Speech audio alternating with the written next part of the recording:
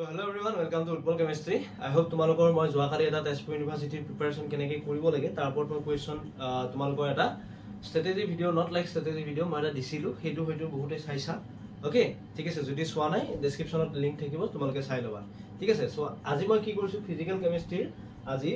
তোমালোকৰ মই তেনেকৈ আনিব ট্ৰাই কৰিম যদি ভিউজ বা তোমালোকৰ এটেন্ডেন্স খিনি থাকে ইয়াতে সো 15টা কোৱেশ্চন আনিব 15টা কোৱেশ্চন লৈ আহিছো ঠিক আছে So প্ৰথম কোৱেশ্চনটো চোৱা কি দিছে একদম সৰু কোৱেশ্চন আমি মানে স্টাৰ্টিংৰ পৰা যাম মানে gaseous state solid state like that okay so প্ৰথম কোৱেশ্চনটো কি দিছে so the virial equation of state of a real gas is real গেছৰ যেটো ভাইৰিয়েল ইকুৱেশ্যন আছিল হেতু কি হয় বহুত লেম কোৱেশ্চন বলে এইকেইটা কোৱেশ্চন দেখি প্ৰথম কোৱেশ্চন কেইটা দেখি লাগিছে তোমালোকে বহুত লেম হা সো কি হ'ব এটো ভাইৰিয়েল equation PV = RT + B/V + C/V² plus dot ঠিক আছে তাৰপিছত d/v³ আহিব এনেকৈ আহিছিল সো এটো হল ভাইৰিয়েল ইকুৱেশ্যন নেক্সট কি দিছে the temperature at which second virial is 0 for যে টেম্পাৰেচাৰটো সেকেন্ড ভাইৰিয়েলত কিতিয়া 0 হ'ব সেই টেম্পাৰেচাৰটো আমি কি বুলি কওঁ সেই টেম্পাৰেচাৰটো আমি কি বুলি কৈছিলো Boyle temperature okay next question কি দিছে সোৱা a real gas approaches ideal behaviour at এটা ৰিয়েল গেছে আইডিয়েল বিহেভিয়াৰ কিতিয়া এপ্ৰোচ কৰিব কি আছিল লো প্ৰেছাৰ আৰু কি আছিল বা লো প্ৰেছাৰ আৰু হাই টেম্পাৰেচাৰত ৰিয়েল গেছে আইডিয়েল বিহেভিয়াৰ হিচাপে কি কৰে এপ্ৰোচ কৰে then the unit of surface tension and viscosity of a liquid বহুত ধুনিয়া কোৱেশ্চন আহিব পাৰে এটো অকল সাৰফেস টেনশনৰ ইউনিট আহিব পাৰে বা ভিস্কোসিটিৰ ইউনিট আহিব পাৰে the unit of surface tension is equal to কি আছিল নিউটন পাৰ মিটাৰ আৰু ভিস্কোসিটিৰ ইউনিট আছিল kg per metre per second so option কোনটো কাৰেক্ট হ'ব option B newton per metre kg metre inverse second inverse next question চোৱা ইটা N এটো দেখা পালে চাগে তোমালোকে ইটা এন কি দিছে ফাই আৰু viscosity and fluidity of a liquid eta আৰু ফাই টো কি বুলি কৈছে কিহেৰে ৰিপ্ৰেজেন্ট কৰো আমি ভিস্কোসিটি আৰু ফ্লুইডিটি হিচাপে ৰিপ্ৰেজেন্ট কৰো সো তোমাক সুধিছে দেন ইটা আৰু ফাইৰ মাজৰ ৰিলেচন ওকে কি আছিল দুইটা ইটো কি হয় ইনভাৰ্স হয় সো ইটা = কি আছিল 1/5 ওকে ঠিক আছে একেটা হল আমাৰ প্ৰথম পাঁচটা কোৱেশ্চন ওকে নেক্সট 6 নম্বৰ পৰা কোৱেশ্চন খিনি চাও এই ক্ৰিস্টাল এতিয়া আমাৰ সলিড ষ্টেটৰ গেছিয়াছ ষ্টেটৰ সহ কেটামান কোৱেশ্চন লৈছিলো তেনেকৈ তোমালোকে বহুত কেটা কোৱেশ্চন অলৰেডি ডিসকাস আছে মোৰ তাতে এক্সপেক্টেড কোৱেশ্চন সিৰিজত যাবা তাত বহুত কোৱেশ্চন দেখিবা ঠিক আছে নাও সলিড ষ্টেটৰ কেটামান কোৱেশ্চন লৈছো সোৱা a crystal with a not equal to b not equal to c and alpha beta gamma is equal to 0 এটো কি আছিল তোমালোকৰ কাৰণে এটো ক'ব পাৰি মানে যে a not equal to b not equal to c a b c কোনো এটাও সমান নহয় কিন্তু alpha beta gamma 0 আছিল এটো আছিল তোমালোকৰ কাৰণে কোনটো টেট্ৰাগোনাল সলিডত এটো কনসেপ্ট থাকে ঠিক আছে নেক্সট কোৱেশ্চন চোৱা কি দিছে all crystal except this are anisotropic আইসোট্ৰপিক আৰু এনাইসোট্ৰপিক জানা আইসোট্ৰপিক মানে কি আছিল জিফালৰ পৰা তোমালোকে নুসুৱা কিয় তাৰ ফিজিক্যাল যিবিলাক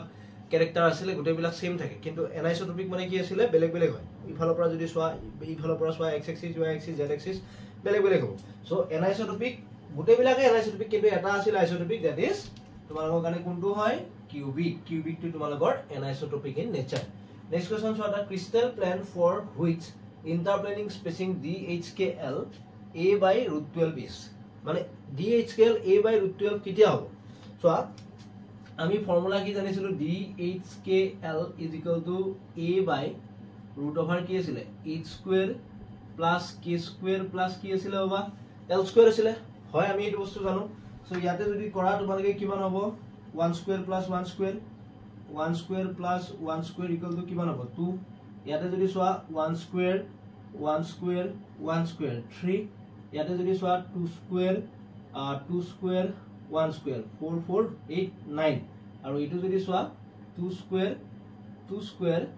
2² এটো হ'ব কিমান তোমালোকৰ কাৰণে 12 সো অপচন কোনটো কাৰেক্ট হ'ব অপচন তোমালোকৰ কাৰণে কাৰেক্ট হ'ব D2 তোমালোকৰ কাৰণে কাৰেক্ট হ'ব নেক্সট কোৱেশ্চন চোৱা ডেল্টা এটো বহুত ধুনিয়া কোৱেশ্চন এটো কোৱেশ্চন আহাৰ বহুত চান্স আছে বা এটো গোটেইটা কোৱেশ্চনে আহাৰ চান্স আছে So delta P by delta VT, delta V by delta TP, delta T by delta VP is equal to কিমান হয় এটো সদায় ইকুয়াল টু কিমান হ'ব -1 ঠিক আছে এটো হল সাইক্লিক রুল যেটো আছিল তাৰ পৰা এটো আমি কি পাও -1 কৰি চাব পাৰা নেক্সট কোৱেশ্চন কি দিছে সোৱা from Maxwell relation it can be said that delta S by delta VT is equal to okay এটো বহুত ধুনিয়া কোৱেশ্চন এটো whole delta s by delta v t is equal to কি হয় তোমালোকৰ কাৰণে r বাই v এটো মনত ৰাখিবা এটো কৰি চাব পৰা তোমালোকে ম্যাক্সওয়েল ৰিলেচনৰ পৰা ডেল্টা s আৰু ডেল্টা v যেটো ৰিলেচন আছে তাৰ পৰা চাব পৰা সো এটো কি হয় r বাই v হ'ব একেটা হল আমাৰ 10টা কোৱেশ্চন হৈ গল আৰু 5টা কোৱেশ্চন আছে আমাৰ বাকি ওকে পৰা 15 লৈকে কোৱেশ্চন কিটা লৈছো সোৱা প্ৰথম কোৱেশ্চনটো বহুত ধুনিয়া কোৱেশ্চন এনেকুৱা কোৱেশ্চন আহাৰ গোটেইটা কোৱেশ্চনে ভাল মই বাৰে কৈ আছো so 2n2o n2o4 n2h4 3n2 2h2 এটো এটা ইকুইলিব্ৰিয়াম ৰিঅ্যাকশন দিছে ইয়াতে kp বাই kc ৰ ভ্যালুটো কি হ'ব তোমাক হেতু সুধিছে তোমালোক সো ইয়াতে সোৱা ফৰ্মুলা কি আছিল আমি এটা বস্তু জানো kp কি আছিল kcrt টু দি পাৱাৰ কি আছিল বা ডেল্টা n আছিল হয় এটা সোৱা ডেল্টা n টু কি আছিল number of gaseous 1 minute okay গোটেইখিনি গ্যাসে দিয়া আছে ডেল্টা n মানে আছে number of mole of gaseous product divided by gaseous reactant so এটো 3 মোল এটো 2 মোল টোটাল কিমান 3 + 2 প্ৰডাক্টত আছে 3 + 2 ৰিঅ্যাকটেন্টত কিমান আছে 2 + 1 মানে কিমান okay so এটো কিমান হ'ব 2 হ'ব হৈ গল clear so therefore kp is equal to kcrt কি আহিব square so kp by kc কি আহিব rt square so option আছে নে আছে option কোনটো কারেক্ট option b টো তোমালোকৰ কাৰণে কি হ'ব